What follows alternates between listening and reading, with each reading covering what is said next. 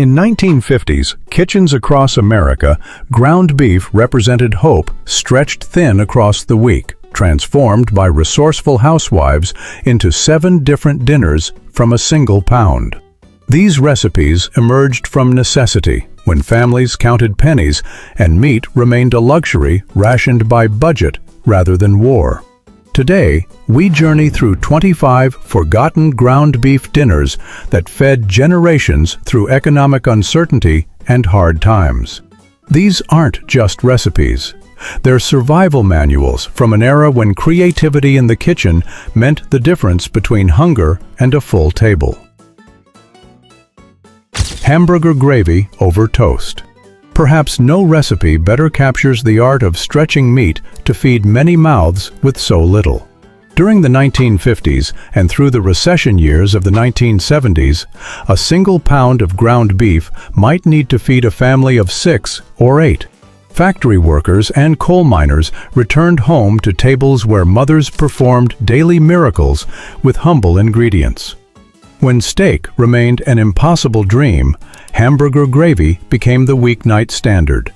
The recipe couldn't be simpler. Brown a half pound of ground beef in a heavy skillet, breaking it into small pieces. Sprinkle flour over the meat, stirring until it coats every crumble. Pour in milk slowly, stirring constantly as it thickens into rich gravy. The beef flavored the entire sauce while stretching to cover 6 slices of toast. Served over toasted, day-old bread, it became dinner for a family. Children would sop up every drop of gravy with their toast, never realizing their mothers used half the meat a modern recipe would call for. In coal mining towns across Appalachia, women passed this recipe through generations, sometimes adding a dash of Worcestershire sauce when times improved. Sometimes necessity creates virtue from the simplest ingredients. Chop suey. The Chinese immigrants who built America's railroads taught this technique to their neighbors, though the American version bore little resemblance to authentic Chinese cuisine. When ground beef cost less than chicken and vegetables grew free in backyard gardens, chop suey filled bowls and stretched budgets through the 1950s and 1960s. Housewives adapted the concept using whatever remained in the icebox, creating a dish that welcomed celery stalks going soft, onions sprouting in the pantry, whatever needed using before it spoiled. During lean weeks, the vegetables outnumbered the meat 10 to 1. Brown the ground beef with diced onions until fragrant and golden. Add chopped celery, canned bean sprouts, a splash of soy sauce, and whatever vegetables needed using.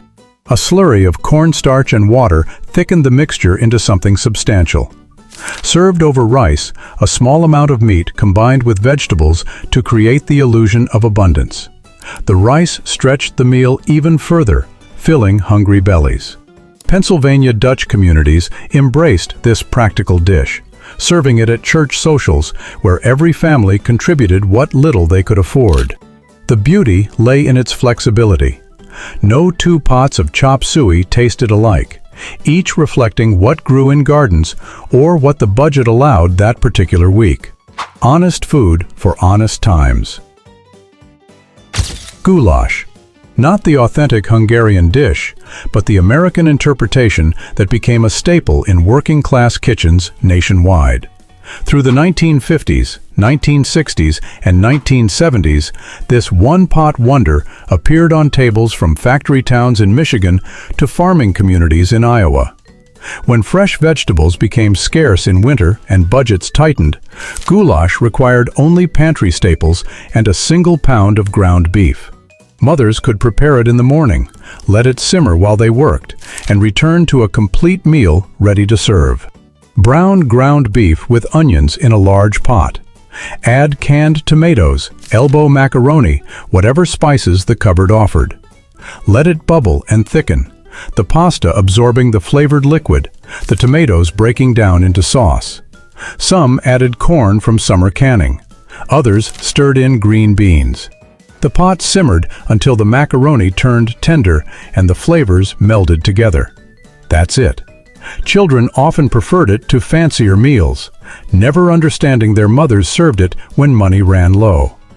The dish improved with reheating, making it perfect for stretching across multiple days when necessary.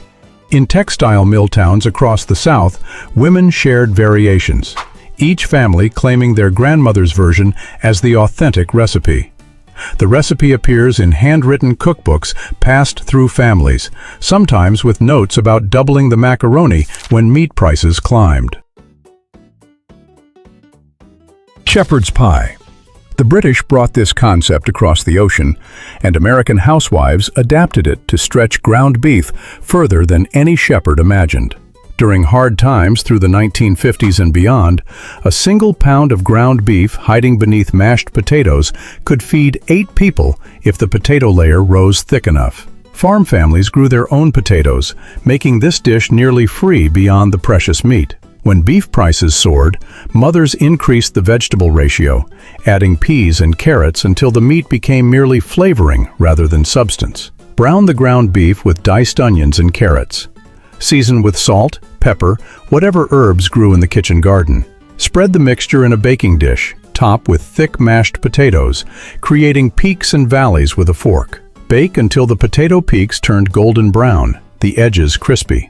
The potatoes absorbed the meat juices, becoming flavorful enough to satisfy.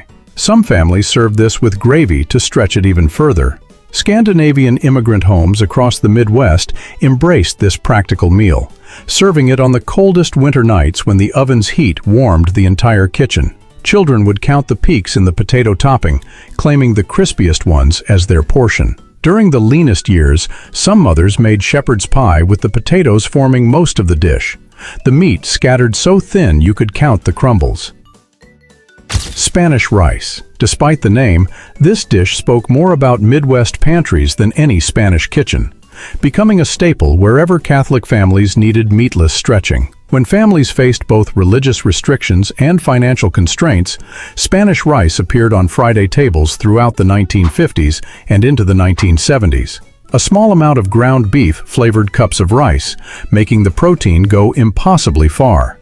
During Lent, many removed the meat entirely, but kept the name and the technique. The dish required nothing exotic, just rice, canned tomatoes, onions, peppers if the garden provided them. Brown ground beef with chopped onions and green peppers until the vegetables softened. Stir in uncooked rice, coating each grain with the flavorful fat.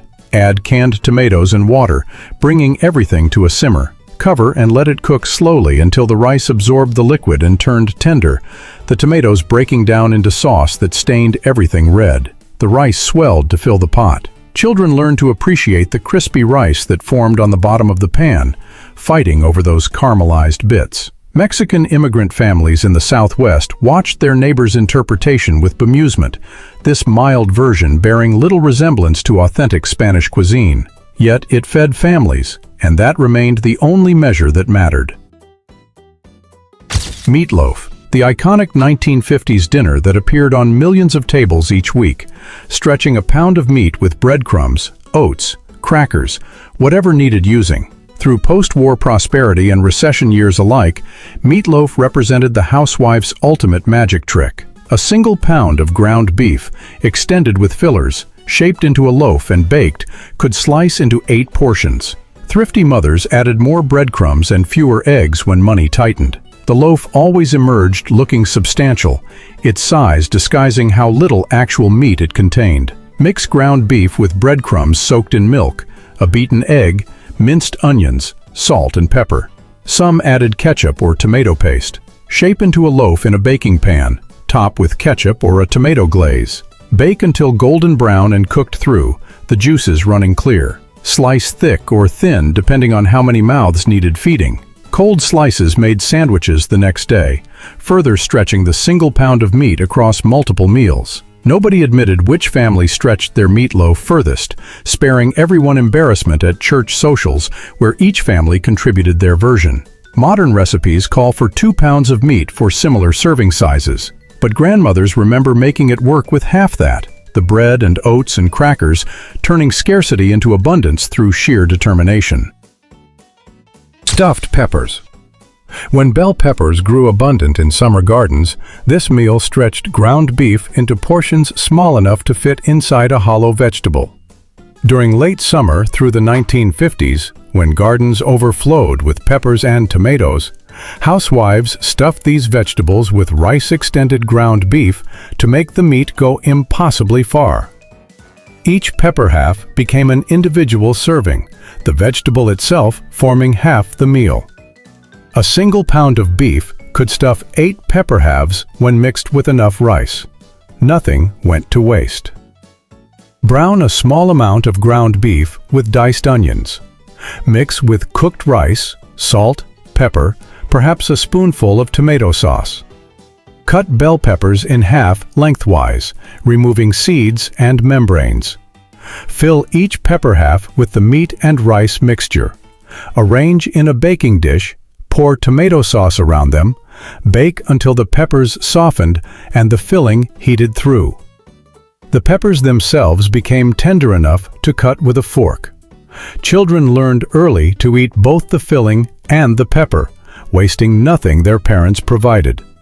Some mothers made extra filling, spooning it around the peppers in the pan to stretch the dish further. In New Orleans, cooks added Creole spices and served it over rice, the pepper acting as a vessel while rice formed the actual meal. The wealthy ate meat-heavy stuffing. The poor made do with rice-heavy portions. Cabbage rolls. Eastern European immigrants brought this technique to American factory towns, where it became a way to make expensive meat feed many mouths. When cabbage cost pennies and ground beef represented a weekly splurge, rolling small amounts of meat inside blanched cabbage leaves transformed scarcity into ceremony. Polish, Ukrainian, and Russian families made these for special occasions, even as they adapted the recipes to use less meat than their grandmothers would have recognized. The cabbage itself provided substance. The meat merely flavored each roll. Blanch whole cabbage leaves in boiling water until pliable. Mix ground beef with cooked rice, minced onion, and egg to bind it. Place a small portion of filling on each leaf. Roll tightly, tucking in the ends. Arrange seam side down in a pot. Pour tomato sauce over them. Simmer slowly for hours until the cabbage turned meltingly tender. The long cooking softened everything, melding the flavors together into comfort itself. In Pennsylvania coal towns, miners returned home to pots of cabbage rolls simmering on stoves, the smell filling entire blocks of company housing. Children would count the rolls, making sure everyone received their fair share. During the leanest times, some mothers made the cabbage rolls with so much rice and so little meat that they became essentially stuffed cabbage vegetarian portions with the memory of beef. Johnny Marzetti. Named after an Italian immigrant restaurant owner in Columbus, Ohio, this casserole spread across America as the ultimate one-dish stretcher. Through the 1960s and 1970s, church cookbooks across the Midwest featured countless versions of this practical casserole. A small amount of ground beef combined with noodles, cheese, and canned tomatoes created the illusion of abundance. Housewives could assemble it in minutes, bake it while doing laundry, and serve it to large families who never questioned whether they received adequate portions. Brown ground beef with onions and garlic. Cook egg noodles according to package directions. Mix the meat with cooked noodles, canned tomatoes, corn if available, shredded cheese. Pour into a casserole dish, top with more cheese, bake until bubbling and golden. The cheese melted into the noodles, creating richness that disguised how little meat the dish actually contained. Served with white bread to sop up the sauce. Nobody admitted that Johnny Marzetti appeared on their table 3 times a week during the worst months, sparing families the shame of acknowledging their struggles. The dish reheated beautifully, often tasting better the second day. Some mothers made it with government cheese, that orange block distributed to families who qualified for assistance, turning welfare into dinner without comment. Hamburger soup. When even the milk for creamy dishes became too expensive, water-based soups stretched ground beef into multiple servings. During hard times, especially through economic downturns of the 1970s, soup allowed mothers to feed large families with minimal meat. A half-pound of ground beef flavored a pot of broth and vegetables that could serve 8 or 10. The soup filled bellies with hot liquid, making smaller portions feel more substantial. Farm families added whatever vegetables the season provided. Brown ground beef in the bottom of a large pot. Add diced onions, carrots, celery, potatoes cut small. Cover with water or homemade broth if available. Add canned tomatoes, salt, pepper, bay leaves. Simmer until the vegetables turned tender, the broth developing flavor from hours of slow cooking. Some added macaroni or rice during the last minutes of cooking to further stretch the meal. Served in deep bowls with crackers or bread. Children learned to fill up on broth and vegetables, leaving the few pieces of meat for fathers who needed strength for physical labor. In factory towns across the industrial north, mothers made hamburger soup when paychecks ran thin before the next week's arrival. Sometimes with nostalgia, sometimes with lingering shame at having once been so poor, women now share these recipes with daughters who cannot imagine such necessity. Sloppy Joes. The sandwich that made a single pound of ground beef feed 8 people by soaking it into cheap white bread. Through the 1950s and beyond, when bread cost pennies and ground beef represented a luxury, Sloppy Joes stretched meat further than any other sandwich. The sauce-heavy mixture soaked into the bread, making each sandwich feel substantial even when the actual meat content per serving remained minimal. School cafeterias served them because they cost almost nothing to prepare in large quantities. Brown ground beef with diced onions until fragrant. Stir in ketchup, mustard, brown sugar if available, perhaps Worcestershire sauce, a splash of vinegar. Simmer until the mixture thickens slightly, the sauce clinging to each piece of meat. Spoon onto cheap white bread, the bottom slice absorbing the flavorful liquid.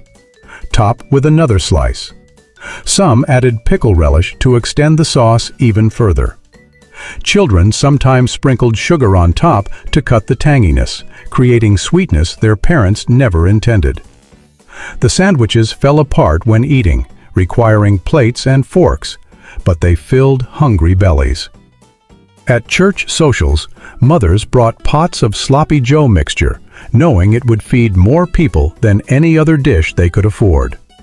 Today, gourmet versions appear on restaurant menus, but grandmothers remember when it simply meant survival.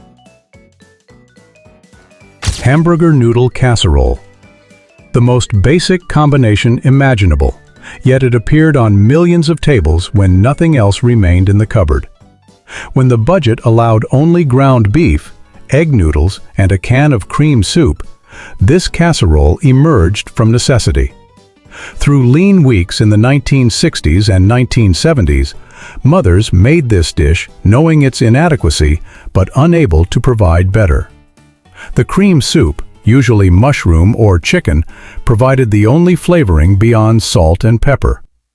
The noodles absorbed the liquid, swelling to fill the baking dish. Brown ground beef, breaking it small. Cook egg noodles according to package directions. Mix everything together with a can of cream soup. Pour into a greased casserole dish. Bake until heated through and slightly crispy around the edges. Some topped it with crushed potato chips or breadcrumbs for texture. That's it. Simple. Nothing more. Parents sent these casseroles to school potlucks knowing their inadequacy, watching other families bring roasts and fried chicken, understanding the unspoken hierarchy of who struggled and who thrived. The recipe appears in community cookbooks with cheerful names, masking the desperation it represented. Even now, some women cannot eat this dish without remembering the months they served it 4 times a week. Chili beans. When ground beef became too expensive to use in quantity, this dish turned a quarter pound into flavoring for pounds of beans. During economic downturns, when meat prices climbed beyond reach, beans became the primary protein for working families. A tiny amount of ground beef flavored pots of pinto beans, creating the illusion of meat content in what was essentially vegetarian poverty food. The beans themselves cost almost nothing. Dried beans bought in bulk, feeding families for pennies per meal. The small amount of beef transformed plain beans into something approaching a meat dish. Brown a quarter pound of ground beef with onions and garlic. Add dried pinto beans that have soaked overnight, covering with fresh water. Simmer for hours until the beans turn tender, adding chili powder, cumin, salt. The beans absorbed the meat flavor, each bean tasting slightly of beef despite the minimal quantity. Some added canned tomatoes when possible, served over rice to stretch it even further. Children learned to mash the beans slightly, creating thickness that felt more substantial. In Texas border towns, families ate beans and rice daily, the combination providing complete protein when meat remained impossible to afford. Mexican immigrant families watched their neighbors' versions with recognition, understanding that poverty made all cuisines converge toward the same solutions. Meatballs and spaghetti. The Italian dish adapted by American housewives who stretched the meatballs with bread until they contained more filler than actual meat. Through the 1950s and beyond, spaghetti and meatballs became shorthand for family dinner. Yet few realized how little meat each meatball actually contained. Thrifty mothers mixed ground beef with breadcrumbs, milk, eggs, onions, stretching a single pound into 24 meatballs. The pasta formed most of the meal, the meatballs merely garnish. Italian immigrant families recognized these adaptations as distant cousins to their traditional recipes. Mix ground beef with breadcrumbs soaked in milk, beaten egg, minced onion, garlic, salt, pepper, Italian seasoning. Form into small meatballs, smaller than restaurant versions. Brown them in a skillet, then simmer in tomato sauce for hours until tender. Cook spaghetti, drain, top with sauce and meatballs. Each person might receive 2 or 3 meatballs, the pasta filling the actual hunger. In New Jersey factory towns, women competed to make their meatballs taste authentic despite using half the meat traditional recipes required. Children counted meatballs on serving platters, calculating fair distribution, learning mathematics through scarcity. Today, restaurants serve meatballs as appetizers, each one containing more meat than entire family batches once did. But grandmothers remember making it work with whatever remained in the budget. Salisbury steak. The dish that took ground beef, shaped it into ovals, and called it steak. The name itself, a hopeful lie. When actual steak remained impossible to afford, but families craved the dignity of meat that didn't look like leftovers or soup, Salisbury steak offered theatrical presentation. Ground beef formed into oval patties, browned and topped with gravy, served with mashed potatoes like a proper steak dinner. The resemblance ended with the shape. But presentation mattered when poverty demanded maintaining appearances. Mix ground beef with breadcrumbs, egg, minced onion, salt, and pepper. Form into oval patties resembling small steaks. Brown in a skillet until crusty on both sides. Make gravy in the same pan using flour, broth, perhaps canned mushroom soup. Return the patties to simmer in gravy until cooked through. Serve with mashed potatoes and canned vegetables, arranged on the plate like Sunday dinner. TV dinners popularized Salisbury steak in the 1950s, frozen meals making the concept available to families who could not afford restaurant meals but wanted sophisticated names for their poverty food. Children felt they were eating something special. The oval shape and brown gravy suggesting steakhouse elegance, even when the ingredients spoke only of stretching ground beef as far as it would possibly go.